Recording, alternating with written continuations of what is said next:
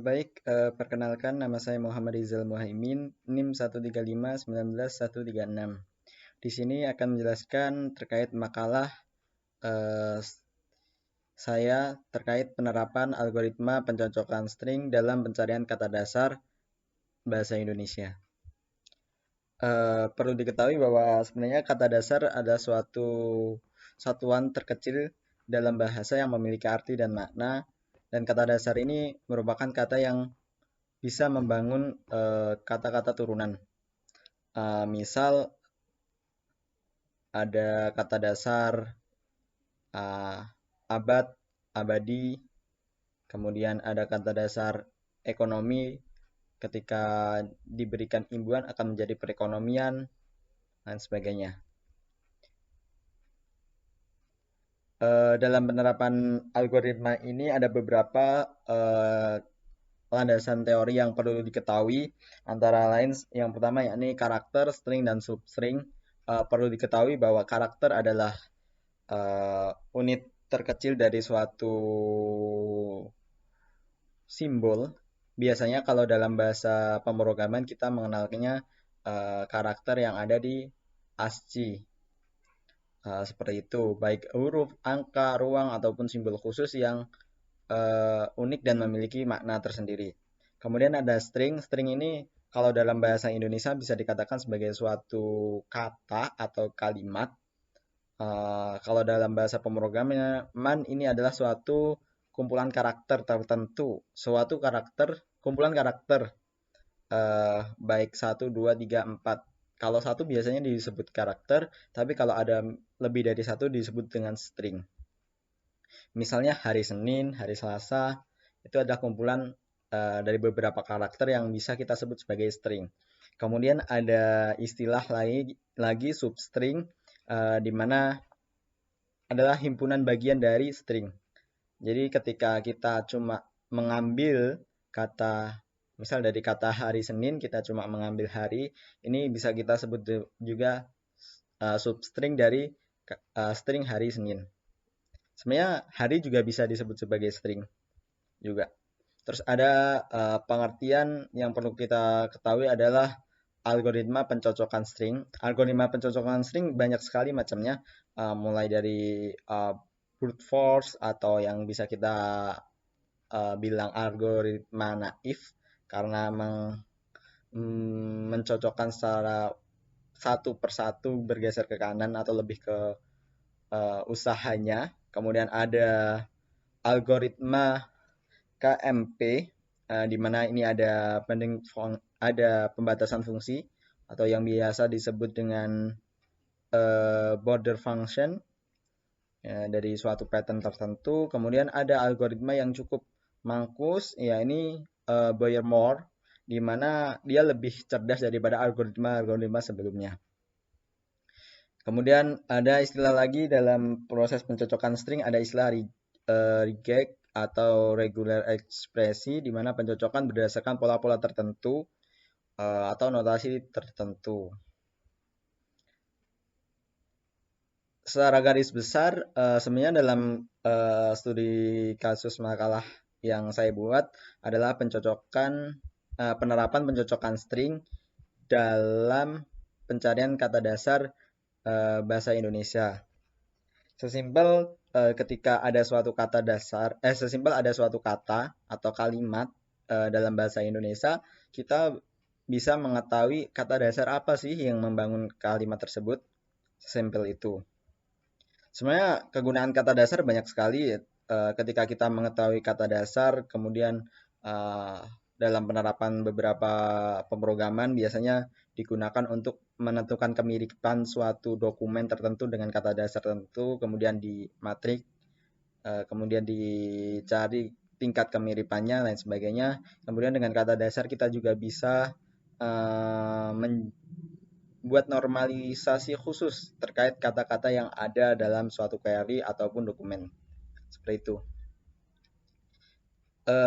Dalam penerapan algoritma pencocokan string dalam pencarian kata dasar bahasa Indonesia ini, kita ada beberapa langkah.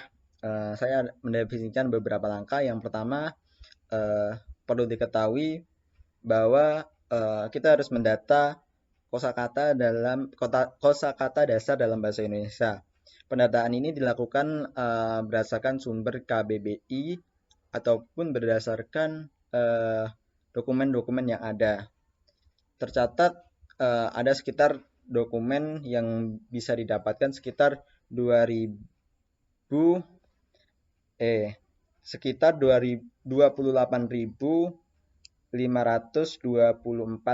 kata dasar yang berhasil didata dan dimasukkan dalam database atau basis data. Kemudian setelah kita mendata, kemudian menyimpan kosakata dalam basis data, dalam penerapannya saya menggunakan basis data SQLite. Kemudian bahasa yang digunakan adalah bahasa Python. Kemudian mengubah kosakata yang ada dalam basis data, merubah struktur data yang ada di basis data menjadi struktur data yang bisa kita olah untuk proses pencocokan string selanjutnya. Dalam proses ini saya menggunakan bahasa Python juga dan mengolahnya dalam bentuk output return array satu dimensi, di mana semua kata dasar yang jumlahnya 28.000 sekian itu dimasukkan dalam satu array satu dimensi. Kemudian proses selanjutnya kita memasukkan input atau kata teks, kemudian kata itu akan diolah sedemikian rupa di mana dia akan hanya menerima, sebenarnya sesimpel ketika katanya huruf besar semua akan dirubah ke huruf kecil, kemudian ketika ada huruf kapital akan dirubah ke huruf kecil untuk proses mencocokkan lebih mudah. Oke, selanjutnya adalah proses pencocokan string. Dalam penerapan proses pencocokan string, kita bisa menggunakan beberapa algoritma yang ada. Di algoritma di beberapa materi tentang pencocokan string juga dijelaskan bagaimana algoritma brute force berjalan, kemudian KMP, kemudian Boyer-Moore juga didefinisikan, dan dalam penerapan makalah ini sebenarnya bisa menggunakan beberapa algoritma tergantung kita. Tapi untuk makalah ini saya lebih menggunakan Boyer-Moore karena dinilai lebih efektif daripada algoritma-algoritma yang sebelumnya. Kemudian mengganti input dengan kata dasar. Sesimpel ketika ada kata dalam kalimat inputan kita yang cocok dengan kata dasar yang ada di kamus atau di basis data, maka akan digantikan oleh kamus data tersebut. Semisal ada perekonomian, ketika di iterasi pencarian di kamus data ketemu di nomor sekian, mungkin ekonomi, ketemu kata dasar ekonomi, dan ekonomi itu ada di kata dasar perekonomian. Kemudian kata perekonomian akan diganti dengan kata ekonomi. Kemudian selanjutnya menampilkan kata dasar yang sesuai. Ini maksudnya ketika kita inputnya perekonomian Indonesia yang membanggakan, berarti kata dasar yang sesuai adalah ekonomi Indonesia yang bangga. Seperti itu. Mungkin cukup sekian dari pemaparan makalah terkait penerapan algoritma pencocokan string untuk menentukan kata dasar dalam bahasa Indonesia. Perlu diketahui bahwa proses ini hanya fokus pada kata dasar bahasa Indonesia, dan proses pencocokan string masih dalam bentuk sederhana, bahkan hanya mencocokkan apakah kata tersebut ada kata dasar di kamus.